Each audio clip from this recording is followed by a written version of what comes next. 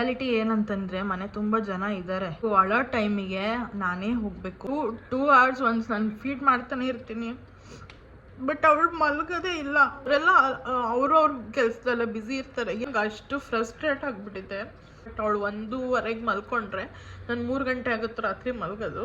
ಒಂಥರ ಮೆಂಟಲಿ ತುಂಬ ಸ್ಟ್ರೆಸ್ ಅಂತಾನೆ ಅನ್ಸುತ್ತೆ ನನಗೆ. ನಾವು ನಿದ್ದೆ ಮಾಡಿದಿರಾ ಎಚ್ಚರ ಇರೋದು ತುಂಬಾನೇ ಕಷ್ಟ. ಇವಾಗ ಇರೋದು ಬ್ಯೂಟಿಫುಲ್ ಫೇಸ್, ಬಟ್ ಅದನ್ನ ನಾನು ಎಂಜಾಯ್ ಮಾಡೋಕ್ಕೆ ಆಗ್ತಿಲ್ಲ.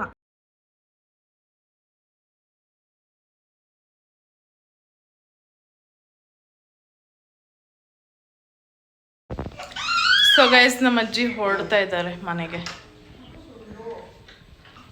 ಹಾಯ್ ಹಲೋ ಎಲ್ರಿಗೂ ನಮಸ್ಕಾರ, welcome back to my channel. ನೀವು ನೋಡ್ತಿದ್ದೀರಾ ಹರ್ಷಿತಾ ವೀರೇಶ್ ವ್ಲಾಗ್ಸ್. ಸೊ ಇವತ್ತಿನ ವ್ಲಾಗಲ್ಲಿ ಹಾಸ್ಪಿಟಲ್ಗೆ ಹೋಗ್ತಿದ್ದೀವಿ. ಬಿಕಾಸ್ ನನ್ನ ಮಗಳಿಗೆ 3.5 monthsದು ವ್ಯಾಕ್ಸಿನೇಷನ್ ಕೊಡಿಸ್ಬೇಕು.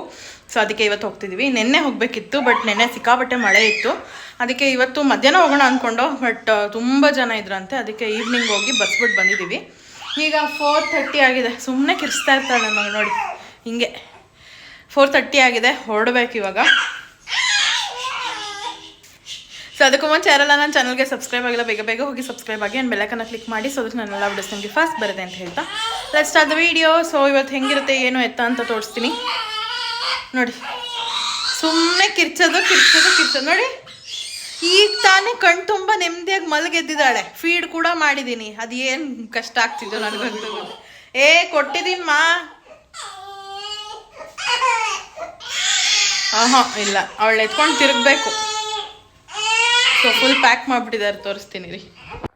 ಸೊ ಫುಲ್ ಪ್ಯಾಕ್ ಆಗಿದ್ದಾಳೆ. ಸುಮ್ಮನೆ ಅಳೋದು. ಅಲ್ಲಿ ನೋಡು, ಎತ್ಕೊಂಡಿಲ್ವಾ ಇನ್ನೇನು. ಇವ್ರು ಯಾಕೆ ಬಂದರು ಮತ್ತೆ?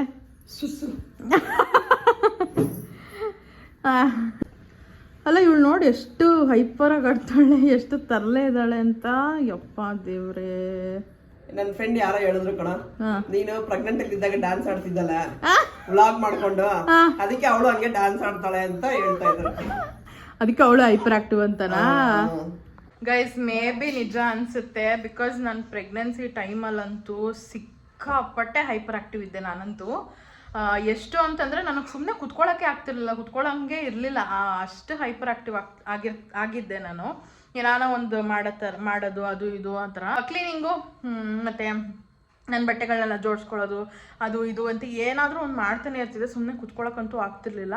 ಸೊ ಮೇ ಬಿ ಅವಳು ಅದೇ ಥರನೇ ಆಗಿದ್ದಾಳೆ ಅಂತ ಅನಿಸುತ್ತೆ. ಕಿರ್ಚೋದು ಸುಮ್ಮನೆ. ಆ್ಯಂಡ್ ಗೆಟ್ ರೆಡಿ ವಿತ್ ಮೀನು ಮಾಡಿದ್ದೀನಿ.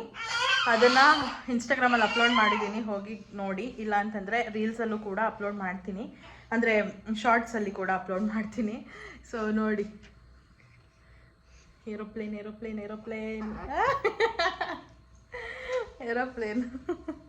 ಇಂಜೆಕ್ಷನ್ ಹಾಕ್ಸ್ದಾಗ ಇನ್ನು ಹೆಂಗೆ ಆಡ್ತಾಳೋ ಗೊತ್ತಿಲ್ಲ, ನೋಡಬೇಕು. ಇವತ್ತು ನಮ್ಮ ಅಜ್ಜಿ ಬೇರೆ ಇಲ್ಲ. ನಮ್ಮ ಅಜ್ಜಿ ಇದ್ರೂ ಏನು ಸೈಲೆಂಟ್ ಆಗ್ಬಿಡ್ತಾಳೆ ಅಂತಲ್ಲ, ಬಟ್ ಸ್ಟಿಲ್ ನಾನು ವಿನತಾ ಮಮ್ಮಿ 3 ಜನ ಈಗ ಹೊರಡಬೇಕು. ಎಲ್ಲ ಪ್ಯಾಕ್ ಆಗಿದೆ. ಈಗ ಮಾಡು. ಕೈ ಕಟ್ ಬಾಯ್ ಮುಚ್.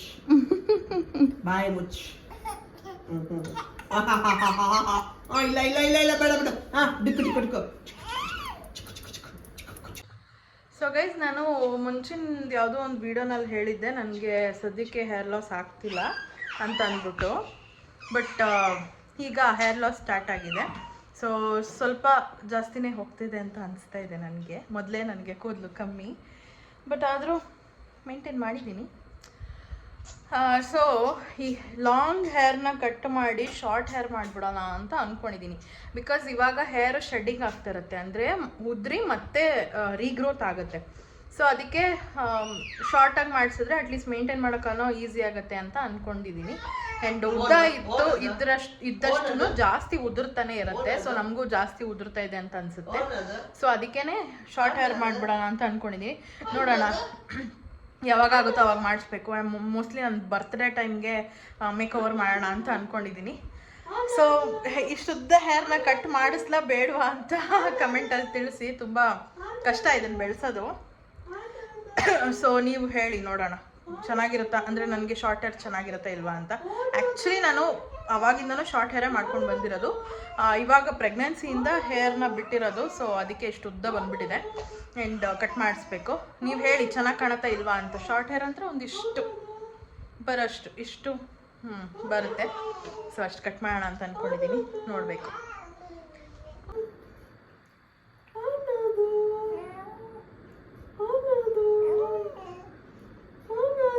ನೋಡಷ್ಟು ಹೆಂಗಂತದೆ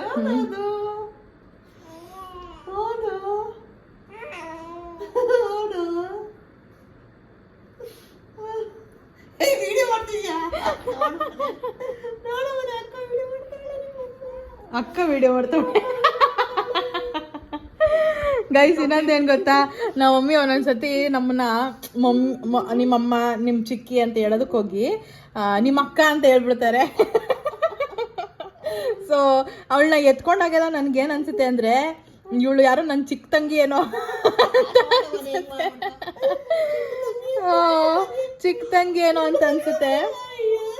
ನನ್ನ ಮಗಳು ಅಂತ ಅನ್ಸೋದೇ ಇಲ್ಲ ಅವ್ರು ಎತ್ಕೊಂಡ್ರೆ. ಅವರು ಹೆಂಗಾಗಿದ್ದಾರೆ, ನಾನು ಹೆಂಗಾಗಿದ್ದೀನಲ್ವಾ. ಸೊ ಅದಕ್ಕೆ ನಾನು ಹೆಂಗಾಗಿದ್ದೀನ ಗೈಸ್ ನೀವು ಕಮೆಂಟ್ ಹಾಕಿ. ನಮ್ಮ ಮಮ್ಮಿ ಅಂತೂ ಹೆಂಗಾಗಿದ್ದಾರೆ ಅದು ನಿಜ, ಬಟ್ ನಾನು ಗೊತ್ತಿಲ್ಲ.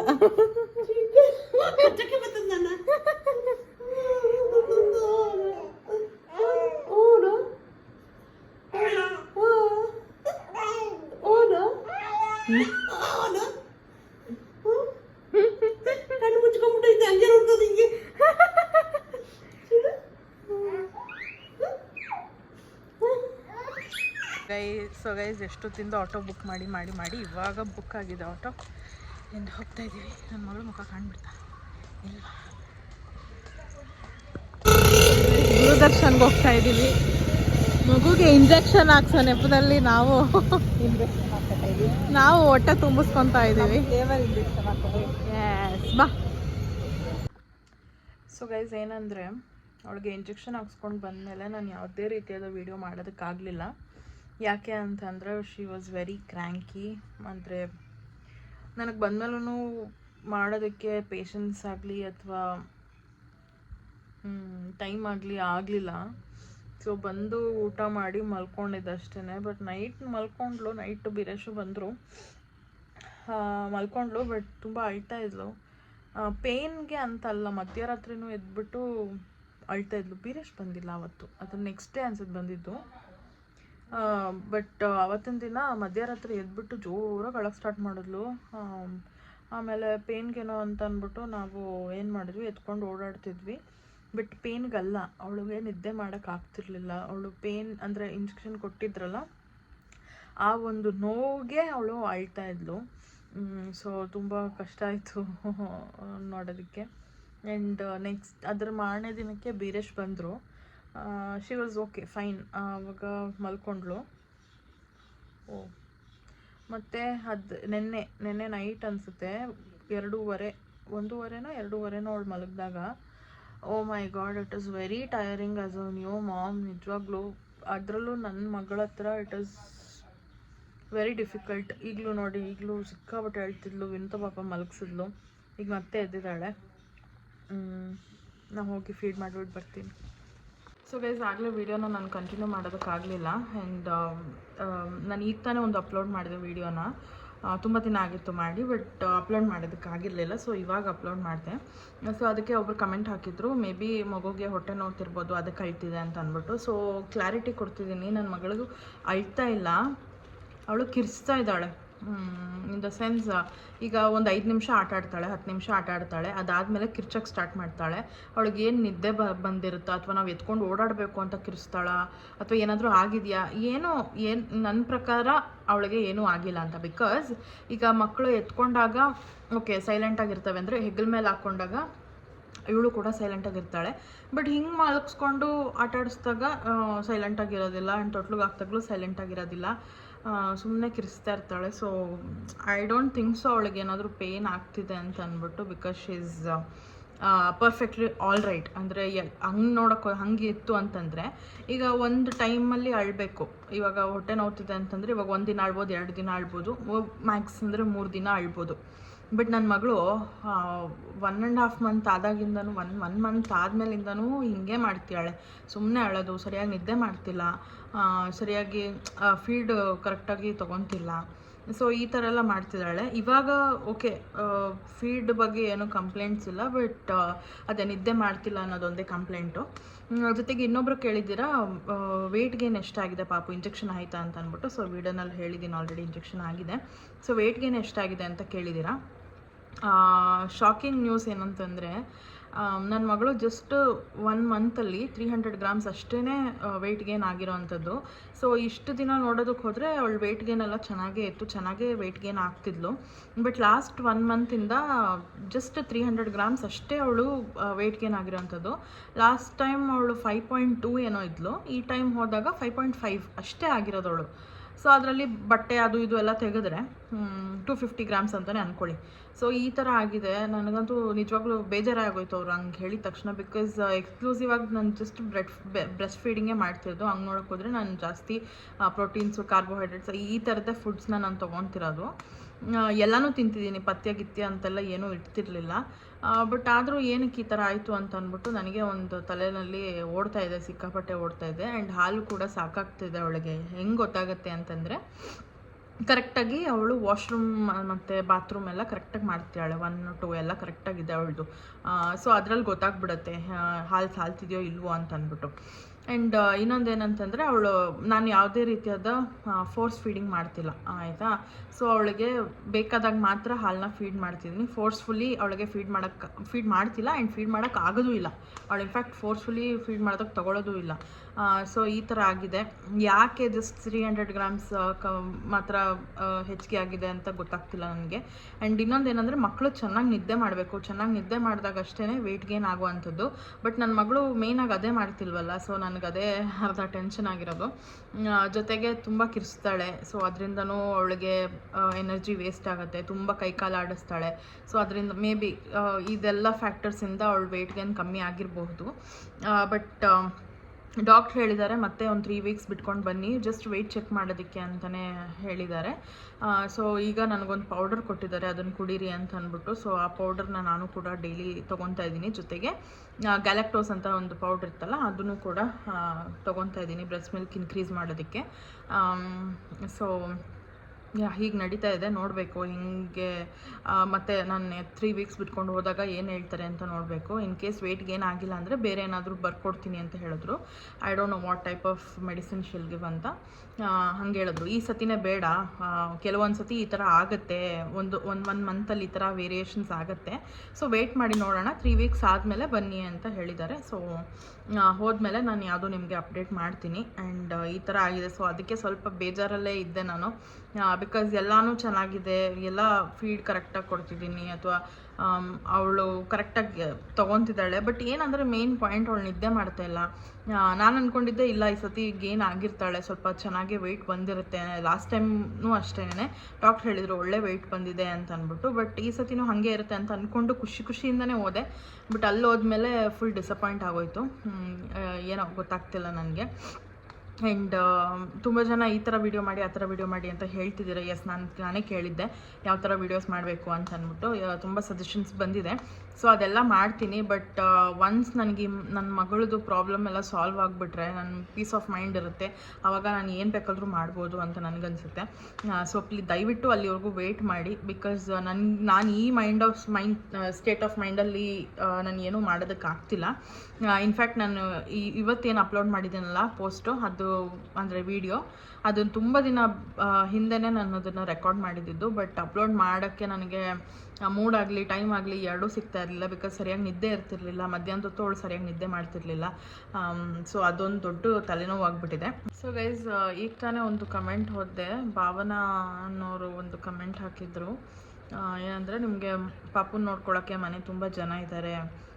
ಸೊ ಈ ಥರ ಜನ ಇದ್ದಾಗ ನಮ್ಮ ಮೆಂಟಲ್ ಹೆಲ್ತ್ ಸ್ವಲ್ಪ ಕಂಟ್ರೋಲಲ್ಲಿರುತ್ತೆ ಅಂತ ಅಂದ್ಬಿಟ್ಟು. ಬಟ್ ಮಗುನ ನೋಡ್ಕೊತಾರೆ, ಮಗು ಖುಷಿಯಾಗಿ ಆಟ ಆಡಿಕೊಂಡು ಚೆನ್ನಾಗಿ ಅವ್ರ ಹತ್ರ ನಗ್ನಾಗ್ತಾ ಇದ್ದಾಗ ಎತ್ಕೊಂಡು ಓಡಾಡ್ತಾರೆ, ಆಯಿತಾ. ಅದು ಅಳೋ ಟೈಮಿಗೆ ನಾನೇ ಹೋಗಬೇಕು, ನಾನೇ ನೋಡ್ಕೋಬೇಕು, ರಾತ್ರಿ ಎಲ್ಲ ನಾನೇ ಎದ್ದಿರಬೇಕು. 2 hours ಒನ್ಸ್ ನಾನು ಫೀಡ್ ಮಾಡ್ತಾನೆ ಇರ್ತೀನಿ. ಬಟ್ ಅವಳು ಮಲಗೋದೇ ಇಲ್ಲ. ಒಂದು ಅರ್ಧ ಗಂಟೆ ಮಲ್ಕೊಂಡ್ರು ಮತ್ತೆ ಎದ್ಬಿಡ್ತಾಳೆ. ಮತ್ತೆ ನಾನೇ ಎದ್ದು ಹೋಗ್ಬೇಕು. ಮಮ್ಮಿ ಆಫೀಸ್ಗೆ ಹೋಗ್ತಾರೆ, ನನ್ನ ತಂಗಿ ಕಾಲೇಜ್ಗೆ ಹೋಗ್ತಾಳೆ. ಅವರೆಲ್ಲ ಅವ್ರವ್ರ ಕೆಲಸದಲ್ಲ ಬ್ಯುಸಿ ಇರ್ತಾರೆ. ಇಟ್ ಈಸ್ ನಾಟ್ ದಟ್ ಅವ್ರು ನೋಡ್ಕೊಳ್ಳಲ್ಲ ಅಂತಲ್ಲ, ಬಟ್ ನನಗೆ ಅಷ್ಟು ಫ್ರಸ್ಟ್ರೇಟ್ ಆಗಿಬಿಟ್ಟಿದೆ. ನನ್ನ ಮಗಳು ಅಷ್ಟು ನನಗೆ ತೊಂದರೆ ಕೊಡ್ತಾಳೆ, ನನಗೆ ಗೊತ್ತಾಗ್ತಿಲ್ಲ ಏನು ಮಾಡಬೇಕಂತ. ಬಿಕಾಸ್ ಅವಳು ಸರಿಯಾಗಿ ನಿದ್ದೆನೇ ಮಾಡ್ತಿಲ್ಲ. ಮಲಗಿದ್ರು ತೂಗ್ತಾನೆ ಇರಬೇಕು. ಇನ್ಫ್ಯಾಕ್ಟ್ ಅವಳು 1:15 ಮಲ್ಕೊಂಡ್ರೆ ನಾನು 3 ಗಂಟೆ ಆಗುತ್ತೆ ರಾತ್ರಿ ಮಲಗೋದು. ಬಿಕಾಸ್ ಅಷ್ಟು ಸತಿ ಎದ್ದೊಳ್ತಿರ್ತಾಳೆ. ಅವಳು ಡೀಪ್ ಸ್ಲೀಪ್ ಹೋಗೋದಕ್ಕೆ ಅಷ್ಟು ಟೈಮ್ ಬೇಕು ಅವಳಿಗೆ. ಸೊ ಅಂಥ ಟೈಮಲ್ಲಿ ನನ್ನ ಮಮ್ಮಿನೂ ಕರೆಯೋಕ್ಕಾಗಲ್ಲ. ಪಾಪ ಅವರು ಬೆಳಗ್ಗೆ ಎದ್ದು ನನ್ನ ತಂಗಿಗೆ ಟಿಫನ್ ಮಾಡಿ, ಅವಳು 6:15 ಮನೆಗೆ ಬಿಡಬೇಕು. ನನ್ನ ತಂಗಿಗೆ ಟಿಫನ್ ಮಾಡಿ ಅವರು ಕೂಡ ಆಫೀಸ್ಗೆ ಹೋಗಿ ಬರಬೇಕು ವಾಪಸ್ಸು. ನನ್ನ ತಂಗಿನೂ ಅಷ್ಟೇ 6:15 ಹೋಗಿ ಬರ್ತಾಳೆ. ಆಮೇಲೆ ಸ್ವಲ್ಪ ಹೊತ್ತು ನೋಡ್ಕೊತಾಳೆ, ಇಲ್ಲ ಅಂತ ನಾನು ಹೇಳಲ್ಲ. ಬಟ್ ಏನೇ ಆದರೂ ಅಲ್ಟಿಮೇಟಾಗಿ ನೈಟೆಲ್ಲ ಎದ್ದಿದ್ಕೊಂಡು ನೈಟು ನಿದ್ದೆ ಇರೋದಿಲ್ಲ. ಬೆಳಗ್ಗೆ ನಾನು ಇನ್ಫ್ಯಾಕ್ಟ್ 11 ಗಂಟೆಗೆ ಎದ್ರೂ ಅದಾದಮೇಲೆ ನನಗೆ ನಿದ್ದೆ ಮಾಡೋಕ್ಕೆ ಆಗೋದಿಲ್ಲ. ಅವಳು ಮಲ್ಗೋದು ಇಲ್ಲ. ಅಜ್ಜಿ ಇದ್ದಾರೆ, ಅಜ್ಜಿನೂ ನೋಡ್ಕೊತಾರೆ. ಪಾಪ ಅಜ್ಜಿಗೂ ವಯಸ್ಸಾಯಿತು. ಅವರು ಕೂಡ ಕುತ್ಕೊಂಡು ಆಗಲಿ ಅಥವಾ ಅವಳು ಎತ್ಕೊಂಡಾಗಲಿ ಮಲಗ್ಸೋದಕ್ಕೆ ಕಷ್ಟ ಆಗುತ್ತೆ. ನಮ್ಮ ಡ್ಯಾಡಿನೂ ಅಷ್ಟೇ, ಅವಳು ಅಳ್ತಿರ್ಬೇಕಾದ್ರೆ ಬರ್ತಾರೆ ಕೊಡು ಎತ್ಕೊತೀನಿ ಅಂತ. ಬಟ್ ಅವಳು ಹೋದ್ರೂ ಇನ್ನೂ ಜೋರಾಗಿ ಸ್ಟಾರ್ಟ್ ಮಾಡ್ತಾಳೆ. ನಾನು ಹೆಂಗೋ ಮಾಡಿ ಸ್ವಲ್ಪ ಕಾಮ್ ಡೌನ್ ಮಾಡಿರ್ತೀನಿ, ಅವ್ರು ಎತ್ಕೊಂಡಾಗ ಇನ್ನೂ ಜೋರು ಮಾಡ್ತಾಳೆ. ಮತ್ತೆ ಫಸ್ಟಿಂದ ಆ ಪ್ರಾಸೆಸ್ ಶುರು ಆಗುತ್ತೆ. ಸೊ ಯಾರೇ ಹೆಲ್ಪಿಗೆ ಬಂದ್ರೂ ಲಾಸ್ಟಲ್ಲಿ ನಾನೇ ಮಾಡಬೇಕಾಗತ್ತೆ ಆ ಕೆಲಸನ. ಸೊ ಒಂಥರ ಮೆಂಟಲಿ ತುಂಬ ಸ್ಟ್ರೆಸ್ ಅಂತಲೇ ಅನಿಸುತ್ತೆ ನನಗೆ. ಎಲ್ಲರೂ ಇದ್ದಾರೆ, ಎಲ್ಲರೂ ಹೆಲ್ಪ್ ಮಾಡ್ತಾರೆ, ಬಟ್ ಫೈನಲಿ ನಾನೇ ಮಾಡಬೇಕು. ಅಂದರೆ ಅವಳು ಮಲಗಿಸೋ ಟಾಸ್ಕ್ ಏನಿದೆ ಅಲ್ಲ, ಅದು ನಾನೇ ಮಾಡಬೇಕು. ನೈಟೆಲ್ಲ ಎದ್ದಿರೋದು ಇಟ್ ಈಸ್ ನಾಟ್ ಈಸಿ. ನಿದ್ದೆ ಬರದೇ ನೈಟೆಲ್ಲ ಎದ್ದಿರೋದು ಇಟ್ ಈಸ್ ಡಿಫ್ರೆಂಟ್ ಆಯಿತಾ. ನಿದ್ದೆ ಬರ್ತಿದೆ, ಬಾಡಿ ಸ್ಟ್ರೆಸ್ಡ್ ಆಗಿದೆ, ಟಯರ್ಡ್ ಫೀಲಿಂಗ್ ಇದೆ, ಇದೆಲ್ಲ ಇದ್ಕೊಂಡು ನಾವು ನಿದ್ದೆ ಮಾಡಿದಿರ ಎಚ್ಚರ ಇರೋದು ತುಂಬಾ ಕಷ್ಟ ಆಯಿತಾ. ಈ ಟೈಮಲ್ಲಿ ಎಸ್ಪೆಷಲಿ ನಾನಿರೋ ಅಂಥ ಫೇಸಲ್ಲಿ ತುಂಬ ಕಷ್ಟ ಇದೆ. ಸೊ ಹೆಲ್ಪ್ ತೊಗೊಳ್ಳಿ ಮನೆಯವ್ರದ್ದು. ನಮ್ಮ ಮನೇಲೂ ಹೆಲ್ಪ್ ಮಾಡ್ತಾರೆ, ಇಲ್ಲ ಅಂತ ನಾನು ಹೇಳೋದಿಲ್ಲ. ನಾನು ಹೇಳ್ದಂಗೆ ನನ್ನ ಮಗಳು ತುಂಬ ಅಂದರೆ ತುಂಬ ಕ್ರ್ಯಾಂಕಿಯಾಗಿರ್ತಾಳೆ. ತುಂಬ ಏನೇ ಇವಾಗ ಅವಳಿಗೆ ಓಕೆ ಹೊಟ್ಟೆ ನೋವ್ತಿದೆ ಅಂತಂದ್ರು ಮಸಾಜ್ ಮಾಡ್ತೀವ, ಓಕೆ ಆರಾಮಾಗಿರ್ತಾಳೆ ಅಂತ ಹೇಳ್ತೀವ, ಇಲ್ಲ ಅವಳು ಹಂಗಿರ್ತಾ ಇಲ್ಲ. ನಾನು ಪ್ರತಿ ಒಂದು ಟ್ರೈ ಮಾಡಿದ್ದೀನಿ, ಇಂಥ ಟ್ರೈ ಮಾಡಿಲ್ಲ ಅಂತ ಹೇಳಂಗಿಲ್ಲ. ಎಲ್ಲನೂ ಟ್ರೈ ಮಾಡಿದ್ದೀನಿ, ಬಟ್ ಆದರೂ ಈ ಥರ ಯಾಕೆ ಅಂತ ನನಗೆ ಗೊತ್ತಾಗ್ತಿಲ್ಲ. ಸೊ ಇದಿಷ್ಟು ಹೇಳಬೇಕಿತ್ತು. I don't know, I am very sorry ಹತ್ಬಿಟ್ಟೆ. ಬಟ್ ಅಷ್ಟು ಫ್ರಸ್ಟ್ರೇಷನ್ ಇದೆ ನನಗೆ. ಅವಳೊಬ್ಬಳು ಕರೆಕ್ಟಾಗಿ ಹಾಲು ಕುಡ್ಕೊಂಡು ಕರೆಕ್ಟಾಗಿ ನಿದ್ದೆ ಮಾಡಿಬಿಟ್ರೆ ನನಗೆ ಯಾವ ಟೆನ್ಷನ್ ಇರೋಲ್ಲ. ಇದೊಂದು ಬ್ಯೂಟಿಫುಲ್ ಫೇಸ್ ಹೇಳ್ಬೇಕಂದ್ರೆ, ನಾನು ಇವಾಗ ಇರೋಂಥದ್ದು ಬ್ಯೂಟಿಫುಲ್ ಫೇಸ್, ಬಟ್ ಅದನ್ನು ನಾನು ಎಂಜಾಯ್ ಮಾಡೋಕ್ಕೆ ಆಗ್ತಿಲ್ಲ. ಗೊತ್ತಿಲ್ಲ ಮುಂದೆ ಹೆಂಗೆ ಹೋಗುತ್ತೋ ಏನೋ ಅಂತ ಅಂದ್ಬಿಟ್ಟು. ಬಟ್ ಸದ್ಯಕ್ಕಂತೂ ಒಂಥರ ಮೆಂಟಲಿ ಸ್ಟ್ರೆಸ್ ಆಗಿಬಿಟ್ಟಿದೆ.